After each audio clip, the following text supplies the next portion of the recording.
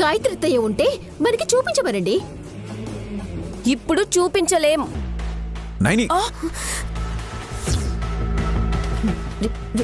Revolver ఎందుకు తీసుకొచ్చావక్క? మా అమ్మ కన్నా 2 ఆడపిల్లల్లో ఒకరిని నేను. 2వ ఆడబిడ్డ పేరు సుమన.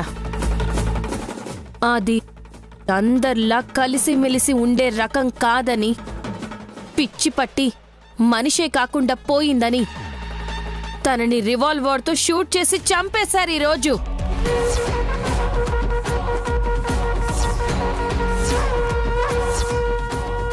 పంతులు గారు. అమ్మా. విక్రాంత్ బాబు తెలుసా మీకు? ఈయనే కదమ్మా.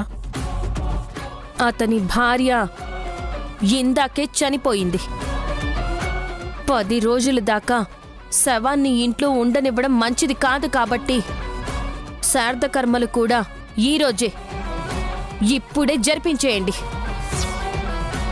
రేపట్నుంచి చచ్చిపోయిన దాని వస్తువులు జ్ఞాపకాలు కూడా ఈ ఇంట్లో ఉండడానికి వీల్లేదు. నన్ను కాల్చొద్దు. నేను బతకాలి. ఎందుకు బ్రతకాలి? నా బిడ్డ కోసం బతకాలి. మరి నేనెందుకు నా బిడ్డ కోసం బ్రతికుండకూడదు?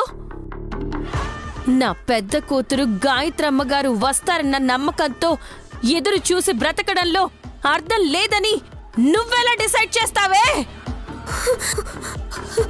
ఇంకోసారి నేను కన్న నా తొలి బిడ్డ గాయత్రమ్మ గారు ప్రాణాలతో లేరని ఎవ్వరన్నా